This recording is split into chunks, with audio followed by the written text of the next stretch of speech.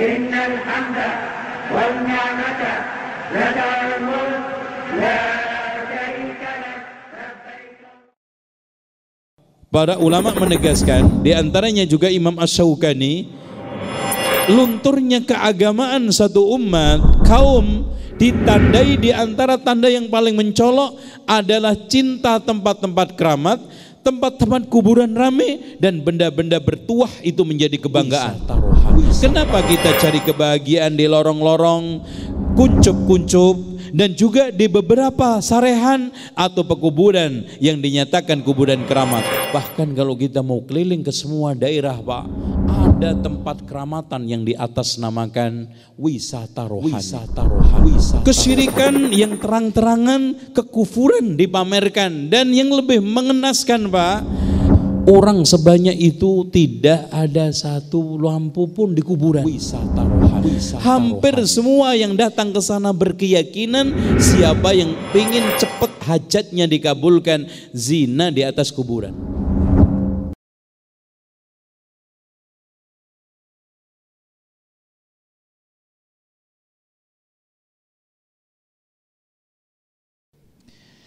Selanjutnya hadirin sekalian, cantik spontan, ini yang hebat.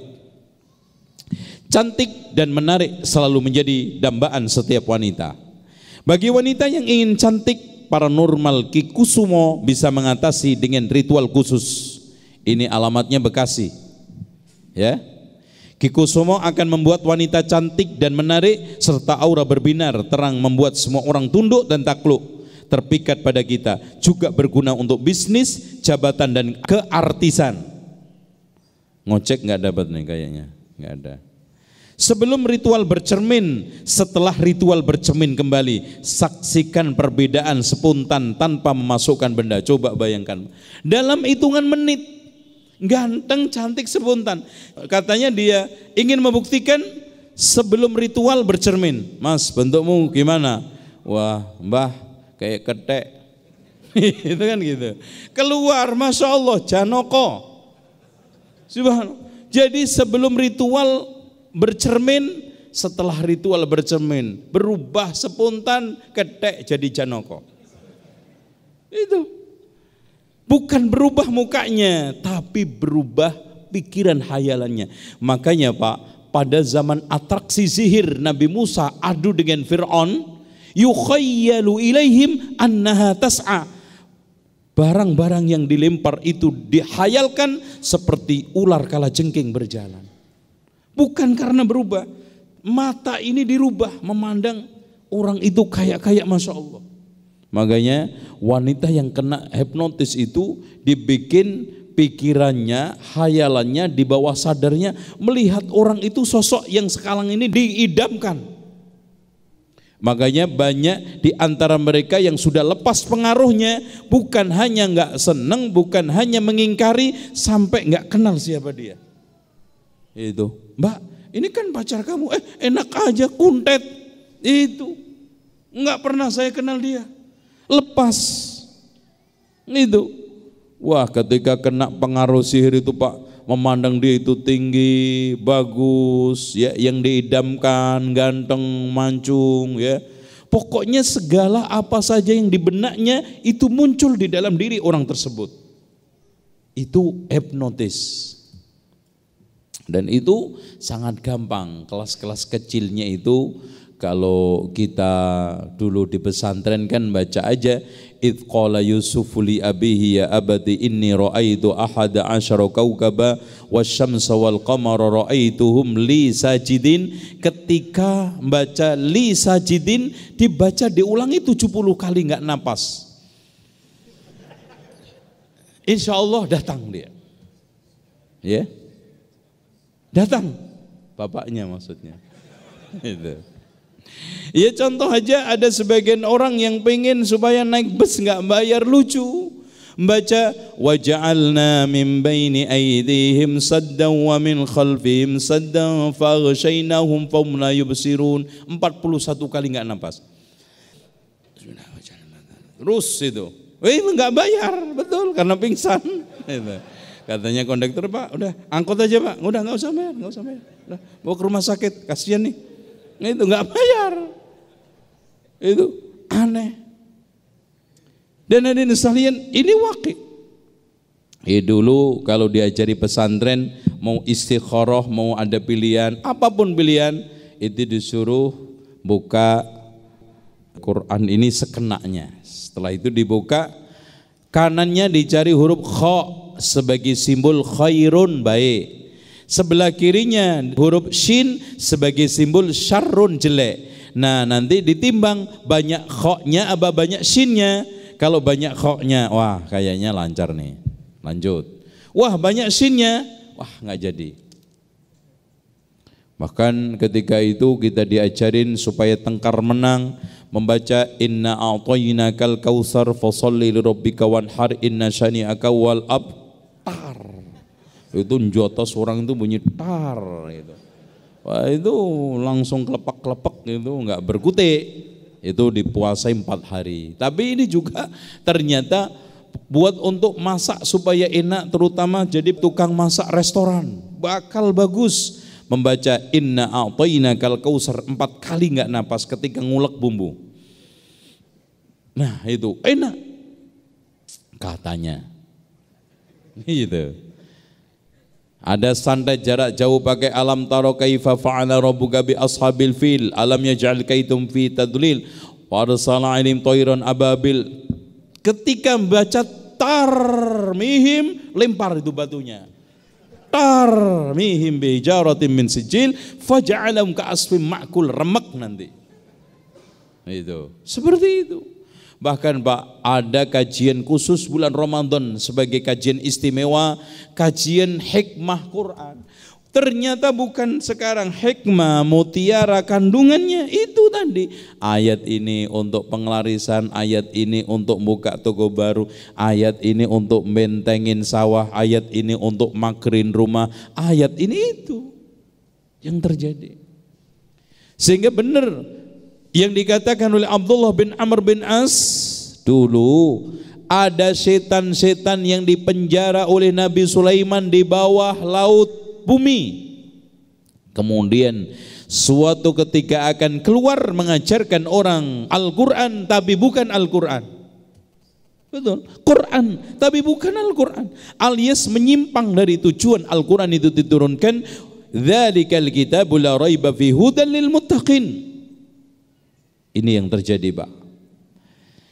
Jadi pengobatan. Nah, di sini yang terakhir santet sabdopati.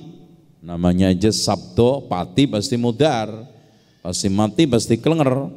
Santet ini cocok bagi orang yang bermasalah dengan rekan bisnis maupun dendam. Apapun juga diancam lawan, karena santet ini mampu melumpuhkan bahkan mematikan lawan Anda. Bahkan Pak, saya seamrek mendapatkan konsultasi orang yang kesantet, ya.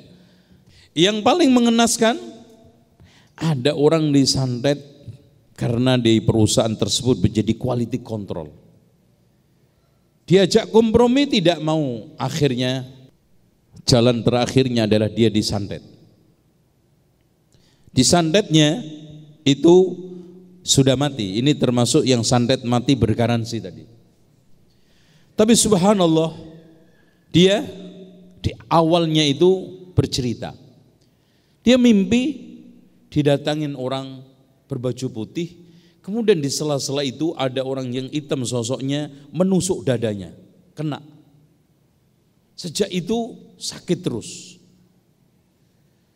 Dan setiap di ronsenkan nggak ada penyakitnya, dibawa ke dokter manapun sehat. Akhirnya di ruqyah, dan totalnya setelah haji terus minta tawasul kepada Allah dengan air zam-zam yang memang Rasulullah mengatakan ma'uz zamzami lima syuribalahu, seakan-akan lepas dari ikatan. Makanya betul kata Allah, min syarrin nafasati fil uqad, orang itu kalau kena sihir kayak ditali, apa aja malas, pikiran kayak aja belenggu, ada sesuatu yang gak enak. Tapi dimediskan nggak ada, disembuhkan nggak ada, pegel dipijet balik lagi, masya Allah. Ini hal-hal yang terjadi. Nah, di sini kesaksian pasien bangga disesatkan dukun. Pelaris hubur rezeki. Awalnya saya ragu untuk menggunakan pelaris hubur rezeki. Di samping saya sudah trauma karena sudah kemana-mana tapi belum ada hasilnya. Usaha rumahan saya juga mau gulung tikar, bahkan karyawan sudah saya PHK semua. Namun karena ajakan dan desakan teman saya yang sudah membuktikan secara nyata pelaris hubur rezeki, kemudian saya diantar teman saya untuk silaturahmi ke tempat Ustadz Muhammad Imron MK. Setelah semua saya ceritakan kepada Ustadz tersebut, saya dikasih tahu supaya memakai penglaris hubur rezeki. Tak berjalan begitu lama, usaha saya menunjukkan kemajuan yang sangat pesat. Bahkan karyawan saya yang dulu saya PHK sekarang sudah saya tarik untuk bekerja lagi. Tak sampai setahun saya mulai melebarkan sayap untuk membuka restoran di berbagai kota di seluruh Indonesia. Nih Bu, Pak, rata-rata rumah makannya orang yang kurang beriman, yang tidak paham akidah, pasti bermasalah. Kelas-kelas rendahnya yang kadang-kadang pengen, kan teorinya orang-orang cari ekonomi Pak, sekarang ngomong gak ngomong, teori Adam Smith sekarang laris loh Pak. Modal dengan modal sekecil-kecilnya mendapatkan untung sebesar-besarnya. Akhirnya apa? Pentol bakso pakai formalin, campurannya diperbanyakin, kurang laris, dikasih katok dalam, dilinting, dimasukin ke airnya. Jadi jimat, sedep. Sedep. Lah kita kan nggak tahu, taunya kan panas, gurih, sedep, enak. Bahkan di antara mereka, na'udzubillah Bu, kan di Solo itu ada setiap tahun atraksi keluarnya Kiai Slamet setiap tanggal 1 Suro. Kiai Slamet ini bukan manusia tapi kebo, ya, makanya sering saya katakan kebo paling bodoh di dunia. Ya kebo ini Kiai Slamet nih, kiai paling bodoh. Pondok pesantrennya Al-Kid, alun-alun kidul. Itu hadirin sekalian, maaf, ketika keluar mereka itu pada rebutan kotoran Kiai Slamet Pak. Ada yang dipakai pupuk, ada yang dipakai bedak untuk menghilangkan jerawat, ada yang dicolek dikit sebesar sendok teh dicampurkan ke air mie ayam, bakso, kucelek, alhamdulillah. Bismillahirrahmanirrahim. Udah. Bahkan saya temukan sendiri ada salah satu warung Pak, centongnya itu 3 juta. Dulu centong tau. Dari dukun supaya laris itu nyentong itu 3 juta. Itu ini apa namanya nasinya. Nah, untuk supaya kuahnya menarik, maka setiap mau masak diangkat, katok dalamnya dicelupin, diginiin. Dicelupin, celuk, cantolin lagi, udah, alhamdulillah, udah, untuk syarat. Dan yang paling sering dipakai oleh dukun itu BH bekas sama katok dalam bekas. Nih, Pak, ini saya nggak ngada-ngada, karena itu nanti kan ciri-ciri dukun itu meminta sesuatu bekas kita, bekas peci. Yang paling sering diminta bekas katok dalamnya sama BH-nya. Dan itu untuk segala, tinggal mantranya aja yang dibaca apa. Jadi, nah hadirin sekalian lagi, sang tamu pun klepek-klepek. Sebut saja saya namanya Rosi, seorang pekerja malam. Sudah setahun ini saya naksir berat pada seorang tamu inisialnya Pak Han. Selain gagah, Pak Han dikenal royal pada purel yang dibokingnya. Maka tak heran jika di antara kami sesama pekerja malam seperti ada kompetisi untuk merebutkan Pak Han. Selain cara biasa, kami pun perang dengan cara lain, yakni perang dukun. Mula-mula saya pesimis bisa merebut Pak Han, soalnya beberapa teman dikenal memiliki dukun hebat. Apalagi selama ini merekalah yang dikenal pintar menggait tamu. Untunglah saya dikenalkan seorang kerabat pada Tubagus Kempes. Dari beliau saya mendapatkan beberapa petunjuk Tubagus, ya, bagaimana menaklukkan hati Pak Hang. Tapi yang paling penting, Tubagus Kempes mengarahkan ilmu peletnya yang dinamakan Dewi Lanjar untuk menggugah perasaan Pak Han. Hasilnya sungguh mencengangkan. Sejak itu Pak Han lebih suka memilih saya untuk menemaninya. Bahkan belakangan ini ia mendesak saya agar tidak lagi bekerja sebagai purel. Pak Han berjanji akan membiayai hidup saya menjadi istri simpenan.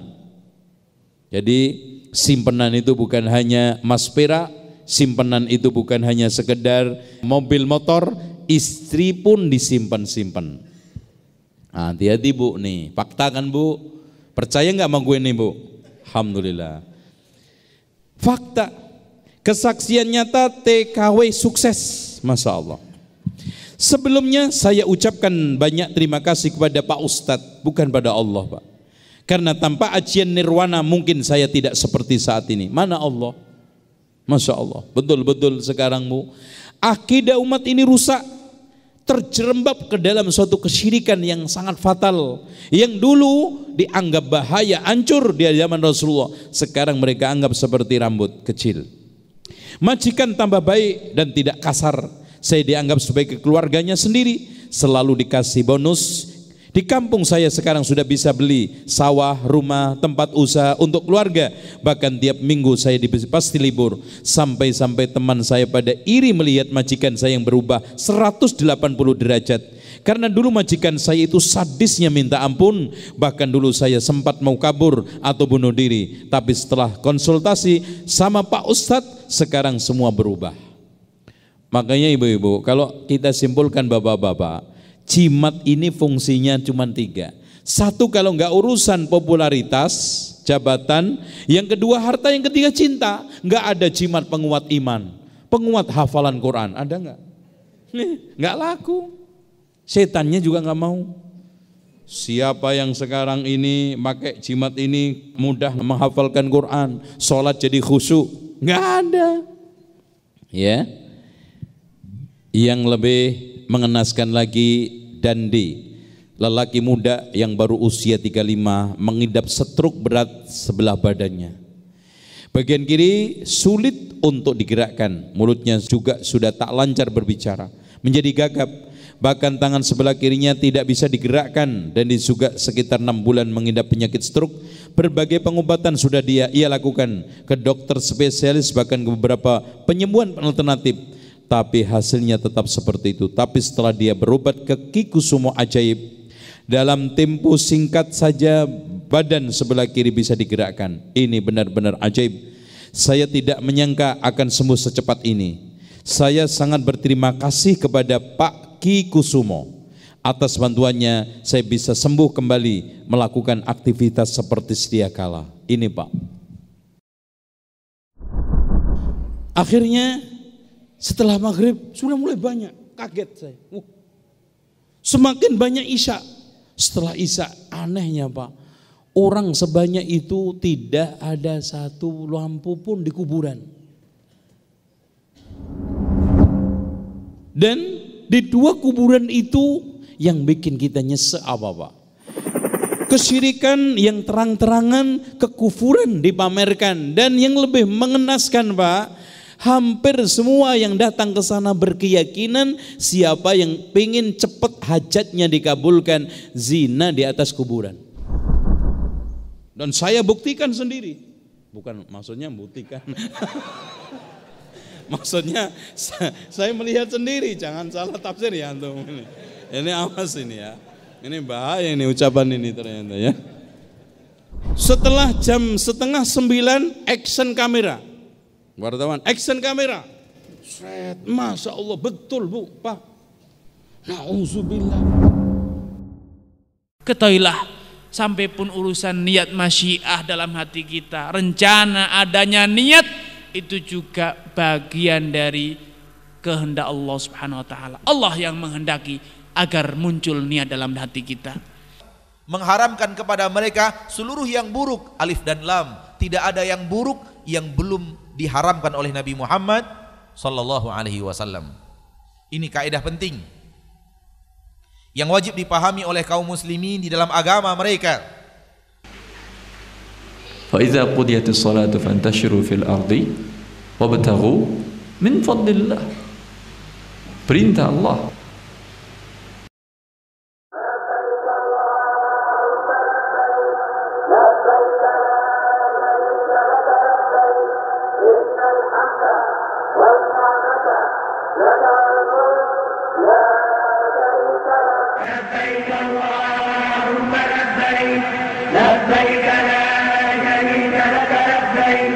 إن الحمد والنعمة لك الملك لا شريك لك لبيك اللهم لبيك لبيك لا شريك لك لبيك إن الحمد والنعمة لك الملك لا شريك لك لبيك اللهم لبيك لبيك لا شريك لك لبيك إن الحمد والنعمة لك الملك لا شريك لك.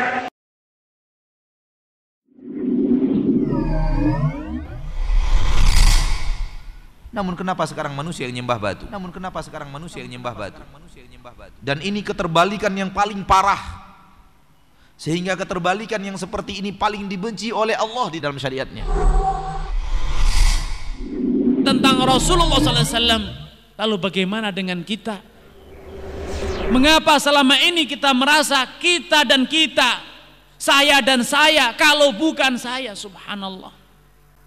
Kemana tawaduk kita di hadapan Allah Subhanahu wa taala?